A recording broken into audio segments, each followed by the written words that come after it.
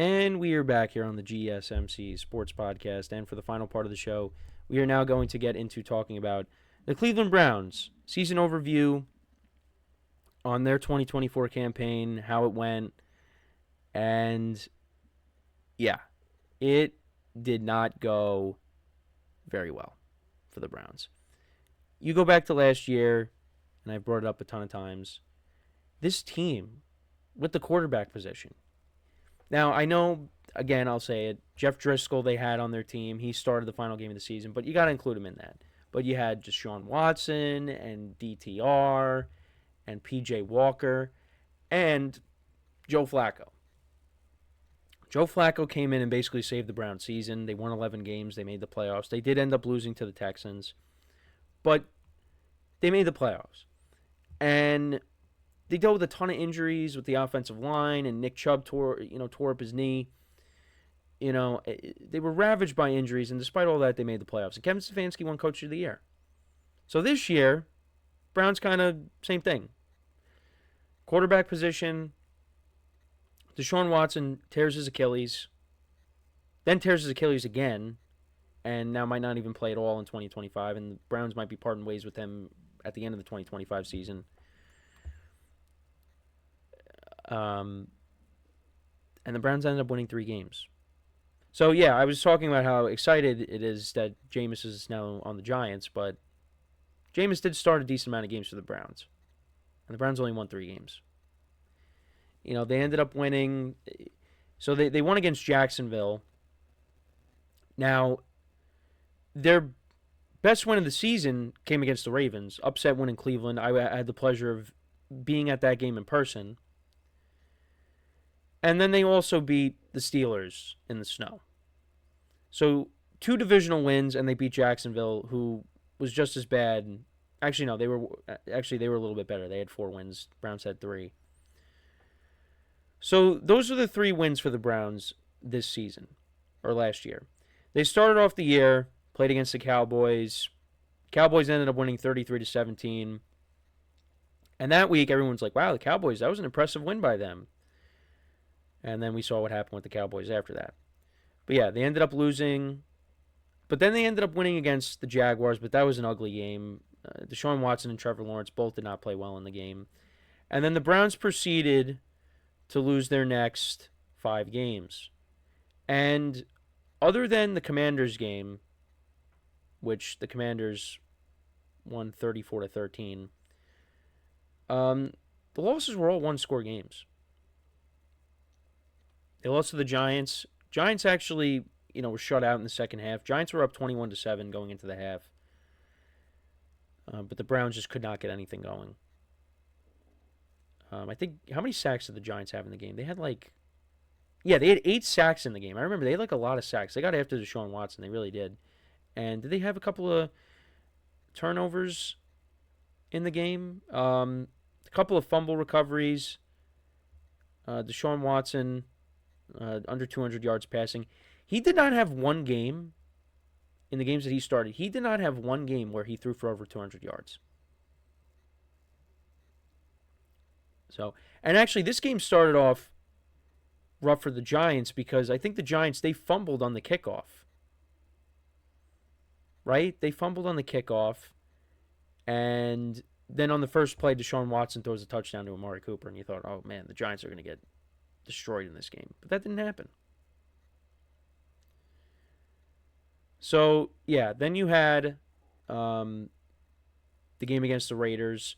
They took the lead at one point. Amari Cooper scored that touchdown, and then that ended up getting called back. So, yeah, that was not good. So, yeah, they ended up losing, fell to 1-3. Commanders, we went over that game. Jane Daniels and that offense had their way against the Browns. Lost a close game with the Eagles. And, that after that game, I was like, man, the Eagles just don't look that good. But, yeah, that was, we were wrong on that. As I said they were going to be good, but it's just, I was like, they just don't look good so far this year. But they turned it up after that game. And then we get to Week 7, and Deshaun Watson tears his Achilles. Jameis comes in. They end up losing 21-14. Yeah, 1-6. And then Jameis' first game starting against the Ravens. He goes 27-41, 334 yards, 3 touchdowns, no interceptions. Nick Chubb making his return. Well, he returned the previous week against the Bengals. And then, Deshaun Watson goes down. But, that was an unbelievable game. A lot of fun to be at that game, to witness it. And, that was also, they honored their play-by-play broadcaster, Jim Donovan. I forgot about that because he unfortunately passed away, from cancer. And they honored him before the game. So, I had no idea, going in that, that happened because Siciliani was doing play-by-play for them. So, that game meant a lot for the Browns, and they were able to come away with the win. I mean, Jameis had a couple of picks. If the Ravens held on to the ball, Jameis would have turned the ball over, but did not throw an interception. Well, he did turn the ball over. He lost a fumble, but Cedric Tillman had a big game. 2 touchdowns in that game. He caught the go-ahead touchdown late. And the Ravens, they were driving. It's just they fell short there. But, very good game. But then the following week, they went up against the Chargers. Jameis threw 3 picks. So, Chargers ended up winning 27-10. Then they went into their bye. They ended up losing to the Saints 35-14. Jameis, 2 touchdowns. He had almost 400 yards passing. Jerry Jeudy had a big game. 6 receptions for 142 yards and a touchdown. But, they ended up losing. Taysom Hill had 3 touchdowns in the game, right? Yeah. He had 7 carries for 138 yards and 3 touchdowns.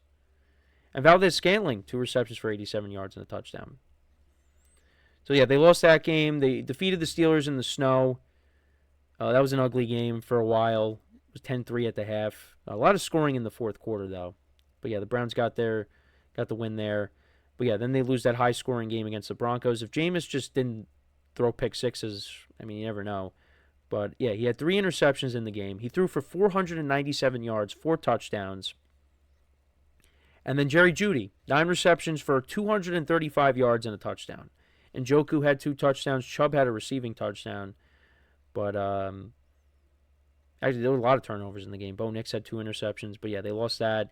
Then they lost to the Steelers, 27-14. They lose to the Chiefs. And then Jameis ended up getting benched, basically, for the rest of the year. DTR started against the Bengals. He started against the Dolphins, and actually, he played a little bit in the Ravens game. But they actually had Bailey Zappi start against the Ravens last game of the season. So they ended up losing that, and the Browns went 3-14, and they will be picking second in the NFL draft. And you look at the stats. So Deshaun Watson, he finished with 1,148 passing yards, 5 touchdowns, 3 picks. Jameis Winston, 2,121 passing yards, 13 touchdowns to 12 picks. That's what you get out of Jameis.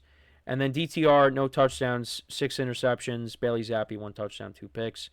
Their leading rusher was Jerome Ford, 565 rushing yards and 3 touchdowns. Nick Chubb had around the same amount of carries as Jerome Ford, but he had 332 yards and 3 touchdowns. And he averaged only 3.22 yards per carry. And Chubb is currently a free agent. I don't know where he's going to end up, but he's probably not going back to Cleveland. Jerry Jeudy, very good in his first season with the Browns. They signed him to a 3-year extension, and so far so good. 90 receptions, 1,229 receiving yards, 4 touchdowns. Njoku, he had 505 receiving yards and 5 touchdowns. Elijah Moore, 538 and 1 touchdown. They traded Amari Cooper at the deadline. He ended up going to the Bills. And then we look at the defensive side of the ball. Myles Garrett led the team in sacks. No surprise there. It looked like he was going to be on his way out, but then the Browns gave him a boatload of money. He's staying.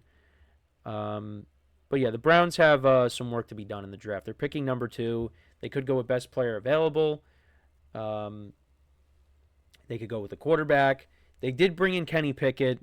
Deshaun Watson is really going to be a non-factor on the team next year. I would be surprised if we saw him at all. But, I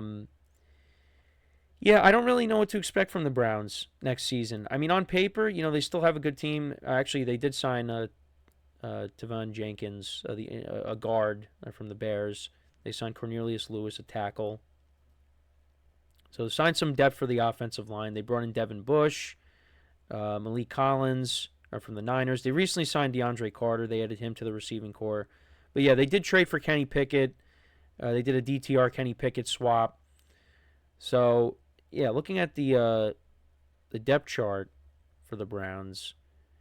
So I think who do they have? They got Pickett. They got they still have Deshaun Watson. But yeah, like I said, I'd be surprised if we see Deshaun Watson. I mean, the Browns, they could still bring another quarterback. I mean, again, it could be Russell Wilson because he met with the Browns. It could be Carson Wentz, maybe Flacco, who knows? Or they draft a young quarterback. We'll have to wait and see. But I had the Browns. I think I had them winning 10 games. I think won 3. Yeah, just season went in a complete opposite direction. And it's just funny how they beat, the 2 teams in their division that made the playoffs. Both were home games. So we'll see what this brings for the Browns. But they definitely could use a running back. I mean, offensive line, of course, with the injuries that they've had to deal with over the years. Quarterback, I mean, they had a receiver late. But defensively, if they want to add Abdul Carter, you add another pass rusher to go along with Myles Garrett, you could do that. But there's definitely several different positions they could address. I mean, quarterback is probably the main one because Deshaun Watson is not playing again for them. He's just not, in my opinion. But we'll see.